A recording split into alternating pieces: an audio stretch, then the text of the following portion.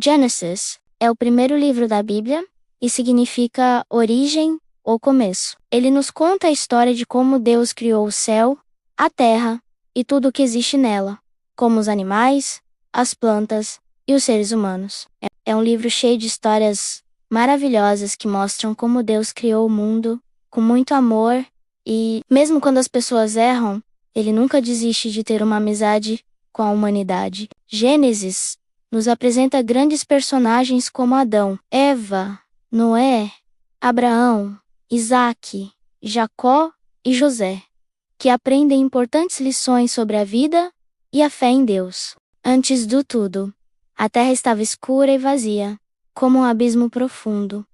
Então Deus, com sua voz poderosa, começou a criar. No primeiro dia ele disse: "Exista a luz", e a luz surgiu, separando o dia da noite. No segundo dia, ele criou o céu, separando as águas que estavam em cima das que estavam embaixo. No terceiro, ele juntou as águas em um só lugar para que a terra seca aparecesse. E a terra, obedecendo, fez brotar todas as plantas, ervas e árvores frutíferas. Nos dias seguintes, o mundo foi se enchendo de vida. No quarto dia, Deus fez os luzeiros para guiar o dia e a noite, o sol para o dia, a lua e as estrelas para a noite. No quinto, as águas se encheram de peixes de todas as formas, e os céus se encheram de pássaros, com cores lindas. Ele os abençoou e disse para que se multiplicassem. No sexto dia, a terra produziu animais de todas as espécies, desde os répteis que rastejam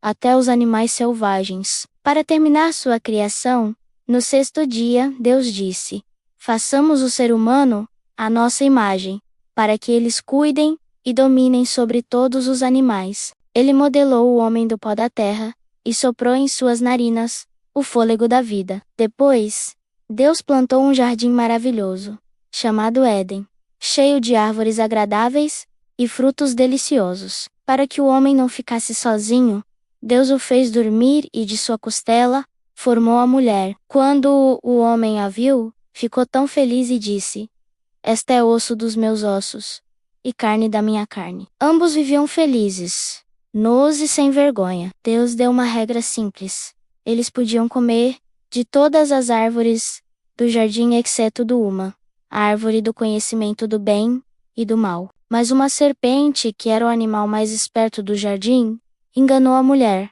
dizendo que se eles comessem, se tornariam como Deus. A mulher e o homem comeram do fruto, e imediatamente seus olhos se abriram. Eles sentiram vergonha de sua nudez e se esconderam de Deus. Quando Deus os chamou, eles se culparam mutuamente. Por causa dessa desobediência, eles foram expulsos do lindo jardim do Éden, e a vida deles na terra se tornou mais difícil. Depois de Adão e Eva saírem do jardim, eles tiveram 2 filhos: Caim, que se tornou lavrador, e Abel, que se tornou pastor de ovelhas. Um dia, os 2 ofereceram presentes a Deus.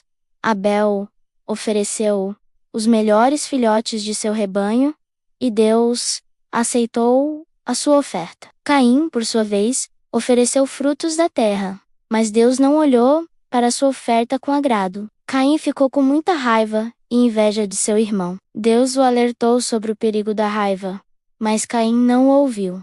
Ele levou seu irmão Abel para o campo e o matou. Deus então o amaldiçoou e o expulsou da terra fértil, fazendo com que ele se tornasse um andarilho. Com o tempo, a maldade se espalhou pela terra, o coração do homem era mau, e Deus ficou muito triste com o que tinha criado.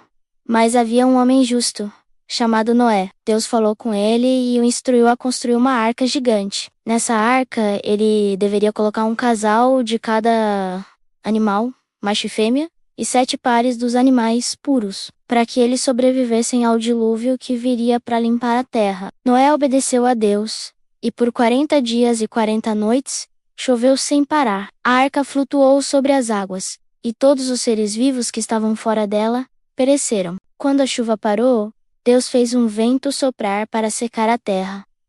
Noé soltou um corvo e, depois, uma pomba. A pomba voltou sem encontrar um lugar para pousar. Depois de 7 dias, ele a soltou novamente, e ela voltou com uma folha de oliveira no bico mostrando que a terra estava seca. Finalmente, Deus disse a Noé para sair da arca, com toda a sua família e os animais. Noé construiu um altar e ofereceu um sacrifício a Deus, que sentiu o perfume agradável e prometeu nunca mais destruir a terra com um dilúvio. Como sinal dessa promessa, Deus colocou o arco-íris nas nuvens, para que todos se lembrassem de sua aliança. Depois do dilúvio, as pessoas começaram a se multiplicar e falavam a mesma língua. Eles se mudaram para uma planície e decidiram construir uma cidade e uma torre tão alta que o seu topo chegasse ao céu. Eles queriam ser famosos e não serem espalhados pela terra. Vendo isso, Deus desceu e viu a arrogância deles. Para que não conseguissem concluir a obra,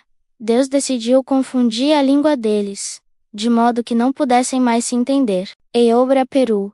E o povo se espalhou por toda a terra. Dando à cidade o nome de Babel, Deus chamou um homem chamado Abraão e disse-lhe para deixar sua terra e sua família e ir para uma terra que ele lhe mostraria. Deus prometeu fazer dele um grande povo, abençoá-lo e engrandecer seu nome. Abraão obedeceu e partiu com sua esposa Sara e seu sobrinho Ló. Embora ele e sua esposa fossem muito velhos, Deus prometeu que teria um filho. Abraão creu, e Deus considerou isso como uma atitude justa. O filho, que eles chamaram de Isaque, nasceu quando Abraão tinha 100 anos. Anos mais tarde, para testar a fé de Abraão, Deus pediu-lhe que oferecesse seu único filho, Isaque em sacrifício. Com um coração partido, mas confiando em Deus, Abraão obedeceu. Ele levou Isaque para o Monte Moriá, construiu um altar e colocou o filho em cima da lenha. Quando ele estava prestes a sacrificar Isaque, um anjo do Senhor o chamou dos céus e disse: Não estendas a tua mão sobre o menino, e não lhe faças nada, porque agora sei que és temente a Deus. Abraão olhou para o lado e viu um carneiro preso por seus chifres em um arbusto. Ele ofereceu o carneiro no lugar de seu filho, e Deus confirmou a sua promessa de que sua descendência seria tão numerosa quanto as estrelas do céu e a areia da praia. Isaque e sua esposa Rebeca tiveram filhos gêmeos, Esaú e Jacó. Esaú era o mais velho, um caçador habilidoso, enquanto Jacó era mais calmo.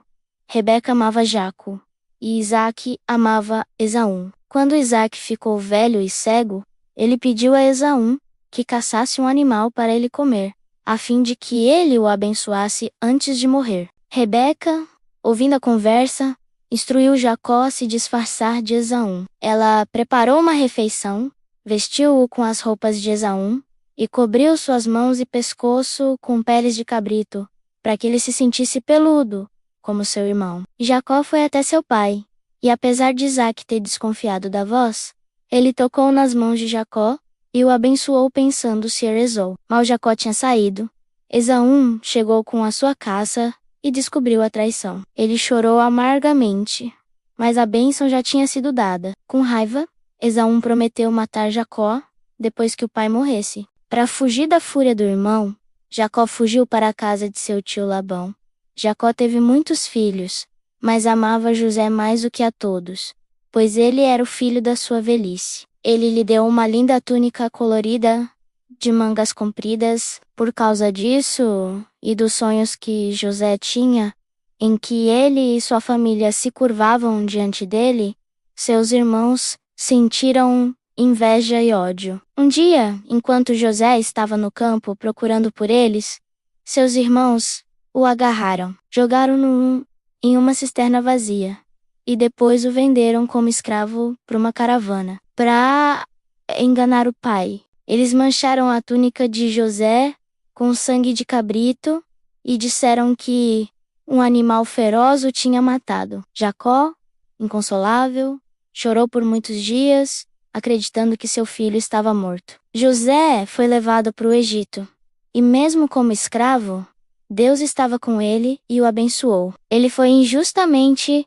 preso, mas na pressal, Deus o ajudou a interpretar os sonhos do copeiro e do padeiro do faraó. 2 anos depois, o faraó teve 2 sonhos que ninguém conseguia interpretar. O copeiro então se lembrou de José e o indicou ao faraó. José, com a ajuda de Deus, interpretou os sonhos como a vinda de 7 anos de muita colheita, seguidos por 7 anos de grande fome. O faraó maravilhado com a sabedoria de José, o tornou governador de todo o Egito.